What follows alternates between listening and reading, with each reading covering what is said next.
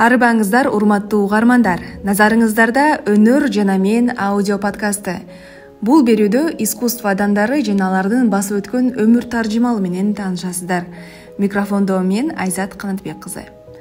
Бүгүн мен көп кырдуу талант, чебер комузчу жана ырчы Атай Огонбаевдин өмүр баяны менен тааныштырмакчымын.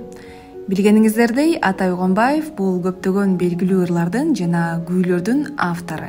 Алардын ичинде Күйдүм чок, Ой булбул, Эсимде жана башка ырлар менен катар Машпото, Машкамбаркан, Ак тамак, Көк тамак аттуу керемет күүлөр бар. Ал 1900-жылы 31 октябрда Талас облусунун Көк Кашат айылында жарык дүйнөгө келет. Тилекке каршы 6 жашында ата-энесинен ажырап калат. Дагы Султаналы деген абасынын колунда өсүп, сабатын ачат.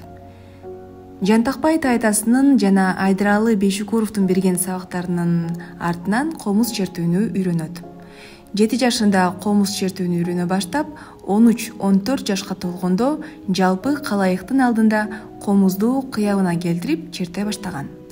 26 жашында Айтылуу Токтогул Сатылгановдон жеке сабак алып, андан көп күүлөрдү үйрөнөт.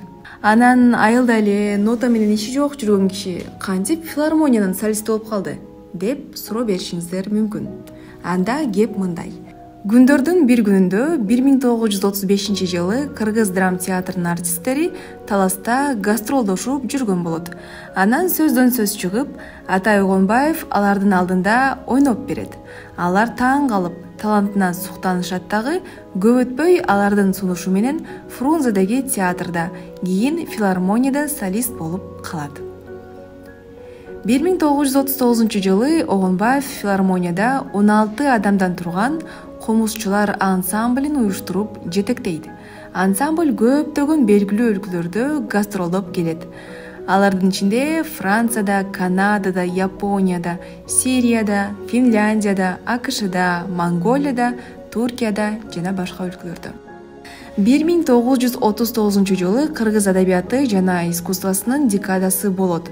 Анда сыйлуу конок болуп, СССРдын коммунисттик партиясынын жетекчиси Иосиф Сталин отурган болот. Атай Огонбаевдин өнөрүн өзү жогору баалап, ага баалуу белек-бечкектерди берет. Эмгек Кызыл Туу орденин көкүрөккө такса, колуна 50 000 сом жана 3 коробка күмүш кашык карматат. Жана өмүр бою деп Сталиндик стипендия ыйгарат. 1940-жылы СССР композиторлор союзунун мүчөлүгүнө кабыл алынат. Андан кийин гана Москвадагы музыкалык курстан музыкалык сабатын ачат. Мындай айтканда, нотаны үйрөнө баштайт. Атай Огонбаевдин биринчи аялы Жумагүл жаш кезинде бир белгисиз оорудан улам көз жумат. Андан Саадат, Садахан деген кыздары төрөлөт. Экинчи аялы Шайымкан. Андан төрөлгөн бир кыздын атына өзүнүн ырынын ысмын берип, Ой булбул деп атаган. Дагы бир кызынын аты Саясат.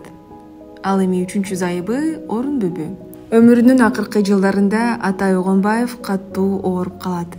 Себебин көз тийди деп божомолдошот. Улуу чебер комузчу, өнөрпоз 1949-жылдын 20-декабрында бул дүйнө менен кош айтышат. Анын көзү өтсө дагы анын жазган күүлөрү, ырлары түбөлүк кала бермекчи. Мына ушундай ардактуу угармандар, сиздер Атай Огонбаевдин өмүр баяны менен тааныштыңыздар. Эгер видео жакса, жакты белгисин басып, комментарий жазганды унутпаңыздар. Кийинки видеолордон амандашканча аман болуңуздар.